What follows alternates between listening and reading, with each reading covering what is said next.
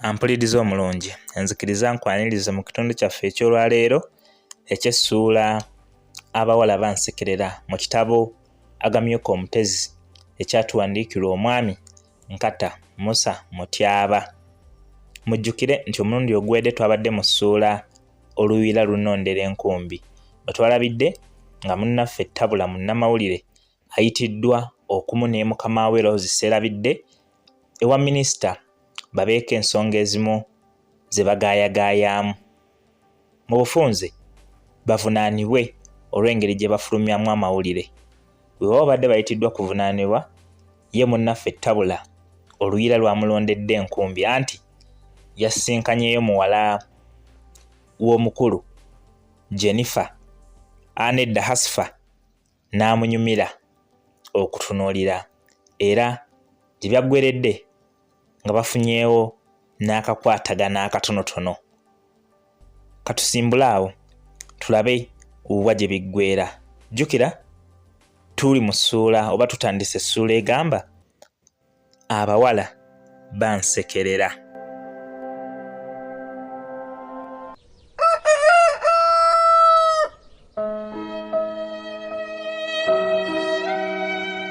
Okuwangula omutima gwa Hasifa Nakayiza tekwali kuseereza ligenda mu gganga bwe nasooka okulowooza kubanga yantambuza n'obwoya ne bunzigwa ku ntumbwe ate nga bazadde bange baali batandise okwebuuza ekyasoba ekyali kiŋŋaanya okufuna omufumbi w'ettooke.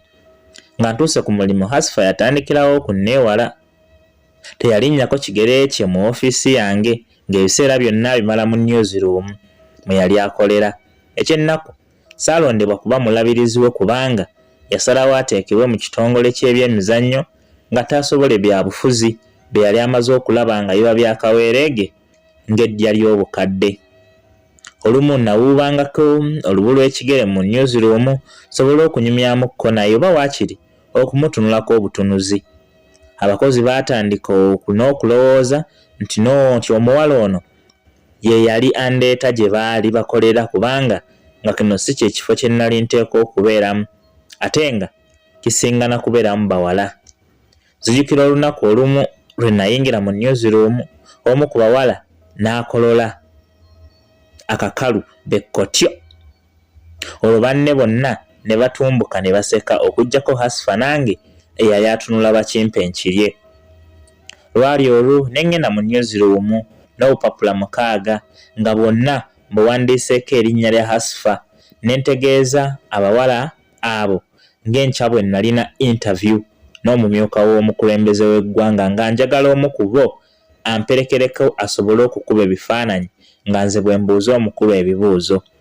Nabategeeza nti naye okuva lwe nnali mmanyi nti buli omu ku mmwe yandyagadde okubeera mu interview ey'omuntu omukulu ng'ono, kyenva mbasaba mwerondeko omu nga mulaba nti interview eno erina kyeyinza okumwongerako. Bonna baaseka busesi ne baŋŋamba ŋŋende ne Hasifa kubanga bo tebaali beetegefu kulonda okuggyako mpozi Geoffrey ye yali ayinza okulonda ebyo ebyamakwekansaamu. Geoffrey yasituka nanjatulira nneme kwekwata musoobooza kubanga buli omu yali akimanyi nti Hasifa yankubaganya ebirowoozo. Yakyukira Hasifa n'amusaba aleme kunnumya kubanga saali kasagisagi anaayiza ono n'oli. Nakulabira empisi bwe yeekisa ekikande ng'abawala bonna bansekerera okuggyako Hasifa eyankuba oluuso nga ntunula bakimpe nkirye. Enkeera ku ssaawa nga 6 namukima mu newsroom n'akwata kamera ye ne tulinnya mmotoka okugenda mu woteeri okulya ekyemisana. Nga tuli ku kyemisana tukuba ennoga namubuuza ku ngeri gy'asanzeemu omulimu gw'obwamawulire n'ensonga eyamusazaawo okusoma amawulire. Yandaga nti omulimu agwagala era nga yali mwetegefu okugumira ebizibu byagwo. Nagezaako okumusimaasima mbuulire ku kitaawe kye yali alowooza ku gavumenti yaabwe n'engeri gye yali eseebengeredde n'eddayo ku ziri ezaasooka ate nga ne Dr. Ojokolome yali yatutegeerezaawo ng'alayira ogwokubiri nti we yakoma we yali agenda okutandikira. Nakomba mu Kyakkobe eky'ettungulu kiwoomerera kubanga mwana muwala yanziramu nti eno interview si yange era siri mwetegefu kwanukula bibuuzo ng'ebyo. Wabula yansiima olw'obuvumu bwe nayolesa nga njogera ne kitaawe era n'aŋŋamba nti kitaawe yakikola mu bugenderevu okutuyita kubanga yali yamugamba dda nti luliba lumu n'amulaga ku bannamawulire abatasiba zikweya.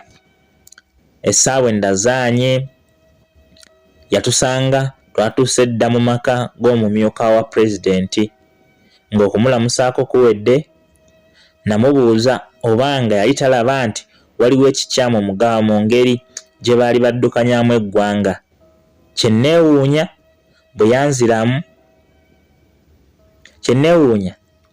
yanziramu nti mwana wange omuntu bw'aba mu kivundu oba takyakiwulira.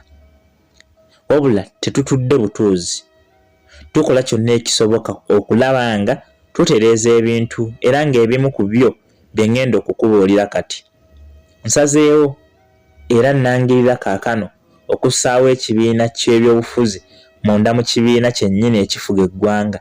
Ekibiina kyaffe weewaawo nga tekyetongodde kijja kuyitibwanga Dubya Buganda. Abamu ku ffe tulowooza nti tekiyinza kuba kyangu kukulembera ggwanga ng'ekitundu kya Buganda gavumenti weetuula kiganye okubaamu abantu abatuwagira. Omukulu ono yayogera ebigambo ebirala bingi ebibi ku gavumenti mwe yalina ekifo ekikulu ennyo bwe kityo. Ebigambo ebimu bye nalaba nga byali biyitiridde obuzito n'okukambagga saabiwandiika ate oluvannyuma ye kennyini nankubira essimu nanneebaza olw'obutabiwandiika.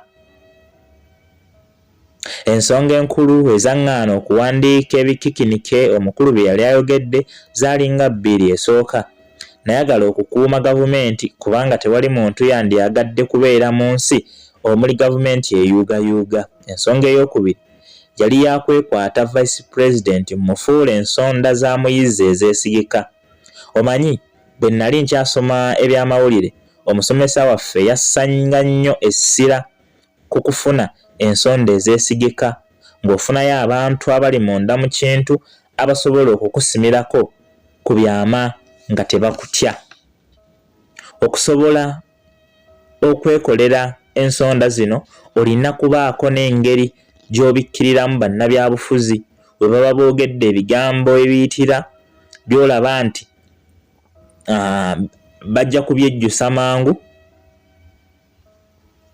Ebyo tobiwandiika.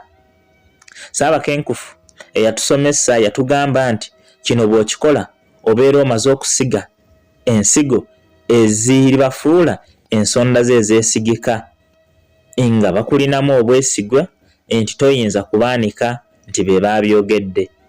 Kino kyankolera kubanga okuva olwo vice president yafuukira ddala ensonda za muyizi ezeesigika. Nga tukomyewo ku mulimu, Hasifa yatandika okufuukira ddala ow'ebbula.